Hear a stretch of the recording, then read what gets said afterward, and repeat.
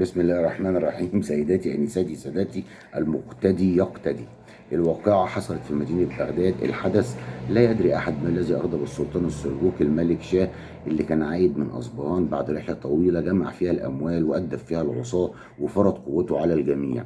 خرج السلطان العباسي المقتدي في زيه الأسود في مقدمة الجميع، ورغم أن السلطان شاه ملك شاه ما كانش بيعرف اللغة العربية إلا أن الشعراء أعدوا له قصائد ترحيب بقدومه، ولكن السلطان وصل كالزوبعة لم يبالي بأحد. وانصرف المقتدي حائرا، كان بينفذ كل الأوامر اللي كانت بتوصل له، وما كانش بيناقش أي شأن من شؤون الدولة، وكان بيكتفي كل شهر بالراتب اللي كان بيبعته له السلطان. لكنه اترعب يعني أول لما شاهد رسول السلطان قادم إليه. رسول السلطان قال له: أنت لازم تترك البلد حالا وتدور لك على بلد تانية تقعد فيها. وانصرف. آه قعد يفكر: طب اروح فين؟ الدوله العباسيه تقريبا انتهت، بقت قد كده، اتوه في الصحراء. وانتشر خبرين في العامه. الخبر الاولاني ان مفيش ملكين ينفعوا يقعدوا في مدينه واحده، وان لقوا رسائل مع العصاه بتحرض من طبعا المقتدي، بتحرضهم على السلطان ملك شاه.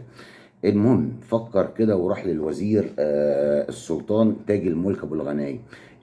الوزير رسل حاله ووعده ان هو يشوف الموضوع دوت. راح للسلطان، رجع للملك شاه وقال له: ده حتى لو العم عايزه تنقل من مكان لمكان على الاقل بتاخد 10 ايام، ايش حالك انت بالخليفه؟ فقال له: طب خلاص، ما يطلعش من بيته العشر ايام دول وما يورينيش وشه. ودي يا سيدي كانت نهاية تقريبا